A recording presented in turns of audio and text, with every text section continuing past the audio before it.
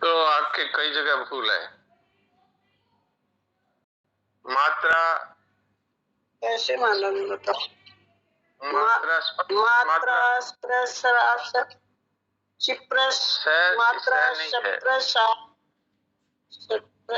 सात नहीं है, स भी पूरा नहीं है। मात्रा स्पर्शास्तु, बोलिए। मात्रा स्पर्शास्तु। हाँ, फिर शीतोष्ण नहीं है, शीतोष्ण, ये श आधा है। शीतोष्ण सुख दुखदा। मात्रा स्पर्शास्तु बोलते ये शीतोक्षण सुख दुखदा। आगमापायनो नित्यास्तांस तितिक्ष्व भारत। ठीक है, काम चल गया थोड़ा बहुत।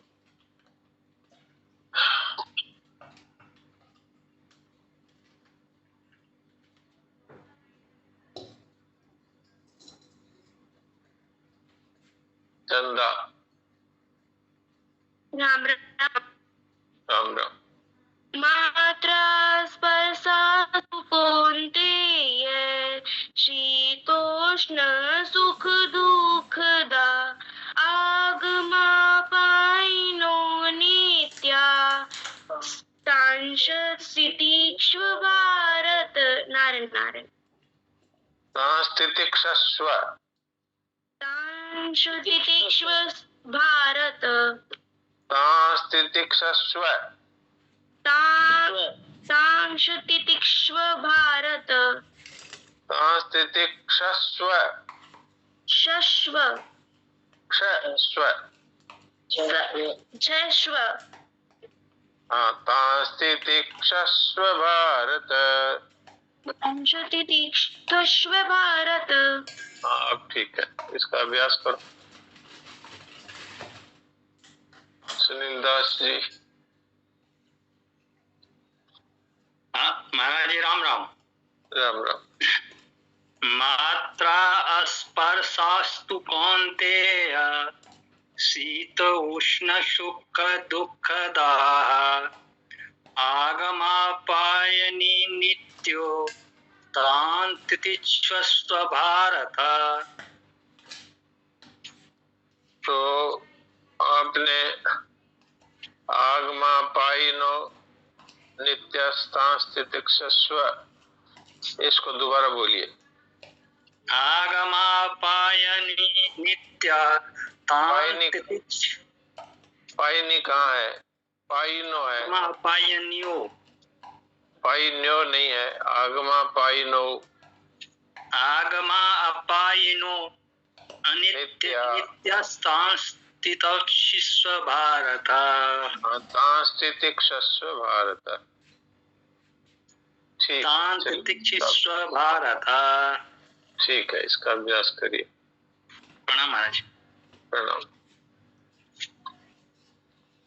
सुनीता।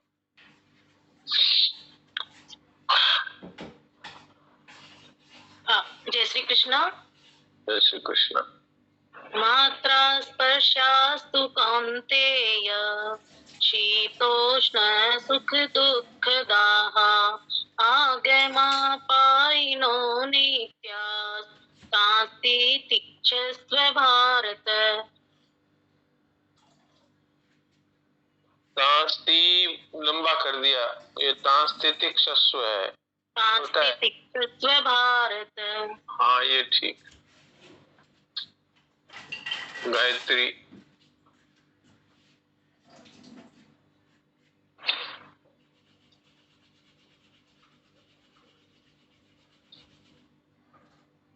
गायत्री को आता नहीं है शायद बोलना।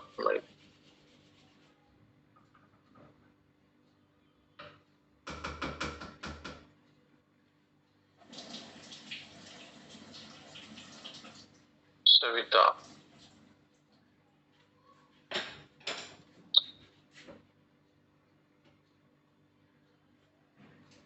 प्रणाम डॉक्टर साहब। प्रणाम। मात्रा स्पर्शास्तु कौन्तेय शीतोष्ण सुख दुःखदा आगमापायिनो तितिक्षस्व भारत। ठीक है।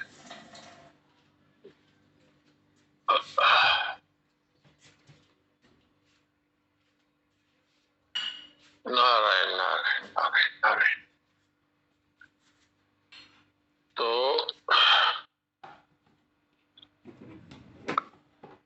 अब आज हम पाठ्य पत्रावली पढ़ेंगे। सनानजी महाराज ने जो देवकी माता जी को लिखे हैं वही, और फिर उस पर विचार करते हैं।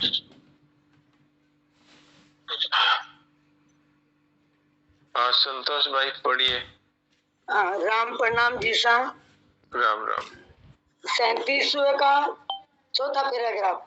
हाँ चौथा है, नित्य संबंध। यहाँ से हाँ जी, पढ़िए। नित्य संबंध तथा जातीय एकता एवं आत्मीयता स्वतः सभी अवस्थाओं से अतीत करने में समर्थ है। माने हुए संबंधों की अस्वीकृति ही नित्य संबंध की स्वीकृति है, अर्थात संबंध विच्छेद ही नित्य संबंध का मुख्य प्रयास है। संबंध विच्छेद करने में निज विवेक का उपयोग ही मुख्य साधन है, जो अनंत की हेतु की कृपा से स्वतः प्राप्त है। मूढ़ सत्संग का आश्रय ही निर्बल का बल तथा सफलता की कुंजी है, कारण कि मूढ़ सत्संग कर्तृत्व के अभिमान को खा लेता है और अप्रयत्न तथा अभिन्नता प्रदान करता है।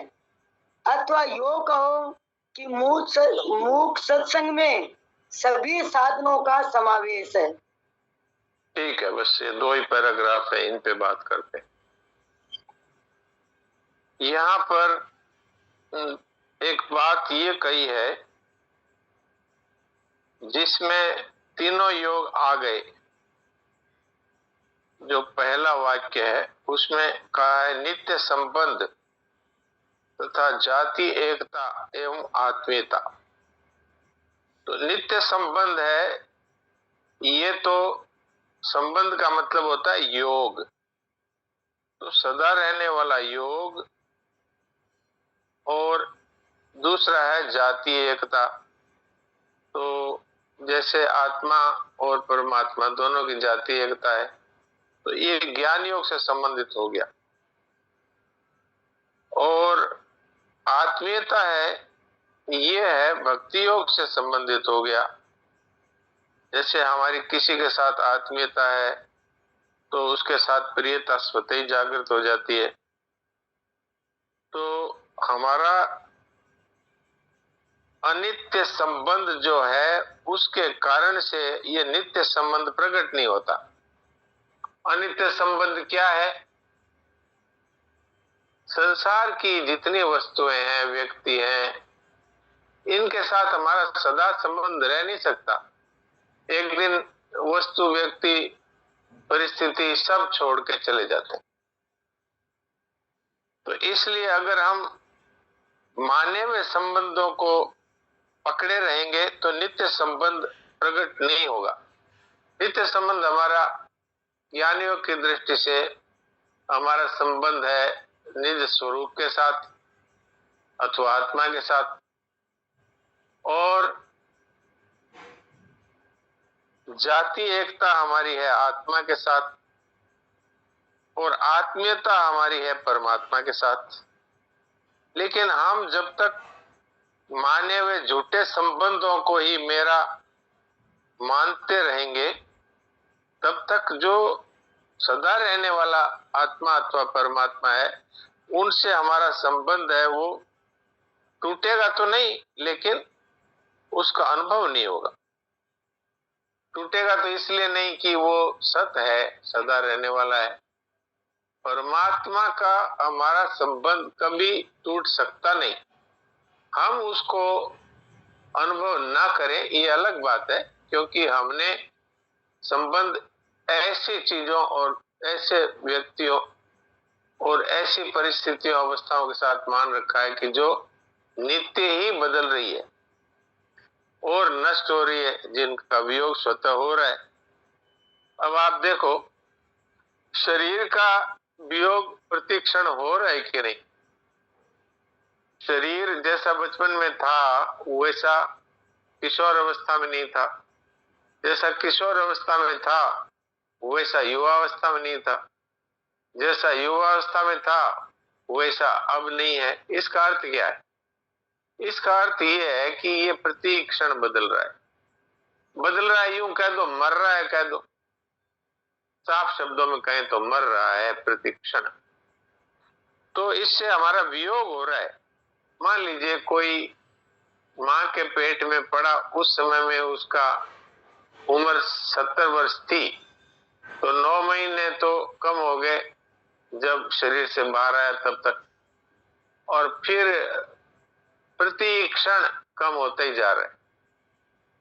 तो अब हम कहते हैं ये हमारा लड़का 20 वर्ष का हो गया, तो वो वास्तव में 20 वर्ष उसके जीवन से निकल गए। वो अगर वो 70 वर्ष जीने वाला था तो अब 20 वर्ष मर गया। पर हम इस बात को नहीं जानते, हम इस बात को स्वीकार नहीं करते। क्यों? हमारी दृष्टि है कि ये बढ़ रहा है, ये पहले से बड़ा हो रहा है। हमारी दृष्टि इस पर है ही नहीं कि ये इसकी उम्र खत्म हो रही है। ऐसे ही प्रत्येक वस्तु की बात है, प्रत्येक अवस्था की बात है, प्रत्येक परिस्थिति की बात है। कोई भी परिस्थिति जो आई है वो बस आई है, उस समय से मरना शुरू हो गई, और कुछ समय के बाद वो परिस्थिति बदल जाएगी, उसकी जगह दूसरी परिस्थिति आ जाएगी। तो यहाँ शरणाजी महाराज कहते हैं कि नित्य संबंध जागृत क्यों नहीं होता हमारा परमात्मा के साथ अथवा हमारे स्वरूप के साथ? क्योंकि हमने अनित्य संबंध है उसको पकड़ रखा है। जो मरने वाले हैं उनके साथ अपना संबंध मान रखा है। अब धन है, जमीन है, मकान है, कुटुंब है, तो सब नष्ट होने वाले हैं ना, इनके साथ संबंध मान रखा है। तो क्या करें? तो परिवार की सेवा करो और वस्तुओं को सदुपयोग में लगाओ। सबसे पहला अधिकार परिवार का है, परिवार की सेवा करो। फिर पड़ोस का है, पड़ोस की सेवा करो। फिर गांव का है, गांव की सेवा करो। फिर देश का है, देश की सेवा करो। फिर विश्व का है, विश्व की सेवा करो। अर्थात जो कुछ भी मिला है वो सेवा के लिए मिला है। अब हम भूल क्या करते हैं, उसको ये मेरा है अब मैं किसी को नहीं दूंगा, तो न खुद काम में लेते हैं न दूसरों को काम में लेने देते हैं। तो ऐसे लोगों को मर करके प्रेत बनना पड़ता है, क्योंकि ममता लेकर मरते हैं और चीजों का संग्रह करके मरते हैं, और वो चीजें तो यहीं पड़ी रह जाती है, पर मन उनका उन चीजों में अटका हुआ रहता है, तो वहीं पर कीड़ा मकोड़ा बन के अथवा प्रेत बन करके घूमते रहते हैं। तो नित्य संबंध, जाति एकता और आत्मीयता, 3 शब्द इन्होंने प्रयोग में लिए हैं। तो नित्य संबंध तब जागृत होगा जब हम अनित्य वस्तुओं के साथ अपना संबंध छोड़ेंगे। जाति एकता तब समझ में आएगी, अनुभव में आएगी, जबकि हम विजातीय जो है, अर्थात हम सदा रहने वाले हैं, ये सदा नष्ट होने वाले हैं। हम चेतन हैं, ये सब जड़ हैं। तो अगर जाति एकता का अनुभव करना है तो हमें अपने स्वरूप को पहचानना पड़ेगा, और फिर जो विजाति है उनके साथ संबंध का त्याग करना पड़ेगा। तो संबंध का त्याग क्या है? ममता और कामना, इससे संबंध होता है।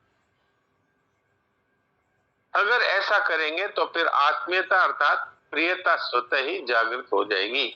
जब तक ममता कामना रहती है तब तक प्रियता जागृत नहीं होती, क्योंकि ममता तो है संसार में, तो भगवान से प्रियता कैसे होगी? कबीर मनवा एक है, भावे जहां लगाए, भावे हरि की भगति कर, भावे विषय कमाए। चाहे संसार से संबंध जोड़ लो और चाहे परमात्मा से जोड़ लो, ये नहीं हो सकता कि वो भी मिलता रहे और वो भी मिल जाए। ये तो नष्ट होने वाला है, इसी की इच्छा रखते हैं। तो सदा रहने वाला, सदा साथ होते हुए भी हमारे पहचान में नहीं आता। तो ये बात सनातन जी महाराज ने एक वाक्य में ऐसी बात कह दी। इन्होंने कह दिया नित्य संबंध यदि जागृत करना है तो जो अनित्य संबंध है उसको छोड़ना पड़ेगा, और इसमें हमारे निज विवेक का उपयोग है, ये मुख्य साधन है। निज विवेक क्या? हमें पता है कि ये सदा साथ नहीं रहेगा, हमें पता है ये प्रतिक्षण हमसे अलग हो रहा है, फिर भी उसको महत्व देते हैं। तो ये जाने हुए का अनादर है, निज विवेक का अनादर है। तो वो विवेक हमें कहां से मिलेगा? तो सनातन जी महाराज कहते हैं वो भगवान की अहेतुक कृपा से सबको मिला हुआ, पर हम उसका आदर नहीं करते। हम जानते हैं ये नष्ट होएगा। युधिष्ठिर महाराज और यक्ष के बीच में संवाद आता है वो महाभारत काल में, जब वो वनवास में थे तब अज्ञातवास में थे, तो प्यास लगी तो युधिष्ठिर महाराज ने कहा भीमसेन को कि जाओ वो सामने कहीं देखो तालाब हो तो वहां से जल भर के लाओ। तो वो वहां गए और वहां जो यक्ष था उसका तालाब का रखवाला, उसने कहा मेरे प्रश्नों का उत्तर दो तब ये जल पियो, नहीं तो तुम मर जाओगे। उसे सुना ही नहीं, वो तो अपना जल पीने लगा, तो वहीं बेहोश होकर गिर पड़ा। इसी तरह चारों भाई गिर पड़े। फिर युधिष्ठिर महाराज स्वयं गए तो यक्ष ने वही कहा इसका मालिक हूं मैं, जब तक मेरी आज्ञा नहीं हो आप नहीं पी सकते, पियोगे तो आप जैसे ये चारों मरे पड़े ऐसे आप भी मर जाओगे। तो उन्होंने ये प्रश्न किया यक्ष ने कि सबसे बड़ा आश्चर्य क्या है? तो युधिष्ठिर महाराज ने उत्तर दिया सबसे बड़ा आश्चर्य ये है कि हमारे सामने सब मरते जा रहे हैं फिर भी हम कहते हैं हम नहीं मरेंगे, अर्थात हम तो रहेंगे। ऐसा ये मर रहे हैं हम थोड़ी मरेंगे, ये सबसे बड़ा आश्चर्य है। तो यही बात यहाँ पर सनातन जी महाराज कहते हैं कि विवेक सबको है कि मरेंगे, शरीर भी मरेगा, संसार भी मरेगा, पर फिर भी इसको सत्य मानते। तो ये मूल बात है जो आपकी सेवा में रखी। अब फिर मूक सत्संग की बात आई है, तो मूक सत्संग के लिए सनातन जी महाराज कहते हैं कि मूक सत्संग है ये सफलता की कुंजी है। अगर किसी को अपने अहंकार को मिटाना है तो मूक सत्संग करना चाहिए। मूक सत्संग क्या है? क्रिया और चिंतन इनसे रहित होकर के और बिना कोई चिंतन बिना कोई क्रिया के चुपचाप बैठना, न कोई क्रिया करना न कोई चिंतन करना। कोई चिंतन आ जाए तो वो मन में आता है, बुद्धि में आता है, आत्मा तक अर्थात हम तक नहीं पहुंच सकता। तो मन बुद्धि संसार ही है, संसार में कुछ भी होता रहे, मन से हमारा कोई संबंध नहीं, बुद्धि से हमारा कोई संबंध नहीं। जब तक हम मन बुद्धि को ये मेरे ऐसा मानते रहेंगे तो उसमें जो कुछ भी होगा उससे हमारे प्रभाव पड़ेगा। तो सबसे पहले ममता का त्याग, मन बुद्धि शरीर इंद्रियां इन सब से, तो इनमें फिर कुछ भी होता रहे। इस तरह से चुपचाप होकर के बैठने से मनुष्य को अपने आत्म स्वरूप का ज्ञान हो जाता है। तो आज का समय तो यही इजाजत देता है, 1-2 मिनट रहे हैं, थोड़ी देर के लिए मूक सत्संग करें।